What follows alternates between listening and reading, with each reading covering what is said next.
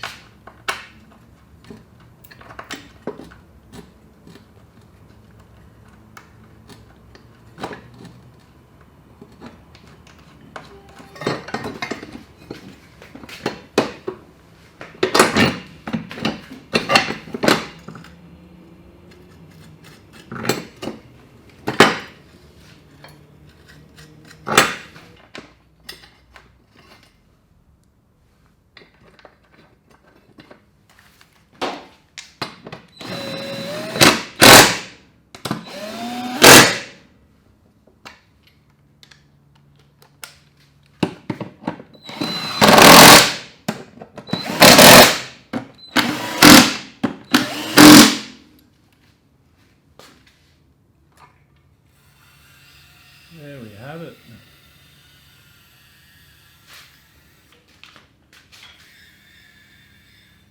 Right, well, there you have it. That's where I'm going to leave it. There we have one ecotec 2 e46 transmission mount to suit a 4L60E. It's using a factory 4L rubber transmission mount just onto this plate that I welded onto the factory e46 cross member.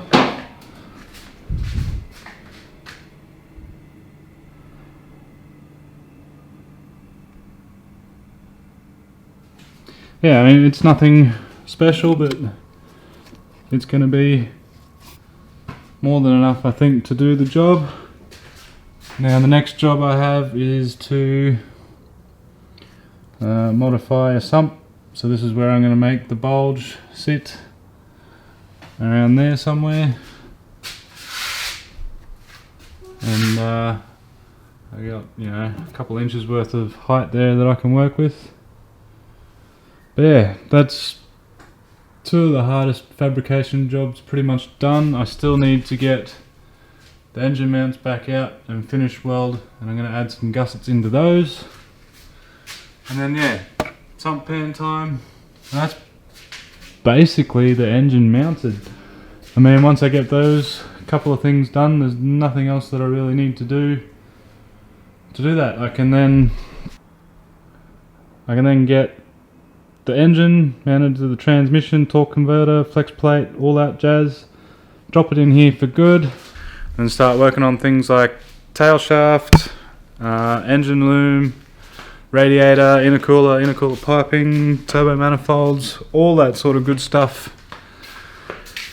But yeah, it's getting there. The engine's basically mounted for the most part. Like I said, I just got to sort out and gusset those engine mounts a bit more, and then yeah, I'll get the sump sorted. So that's going to be it from me tonight, guys. I'm really tired. It's now getting on near 8 o'clock and I still haven't had dinner yet. So I think this will probably be my last video for the week, apart from the Friday Night Live. Which if you guys haven't been on and caught me doing one of those, it's a good way for me to sort of hang out with you guys and answer any sort of questions and have a chat with you guys about anything that you want to know. And yeah, oh yeah, take the handbrake off your big head. Alright, go again.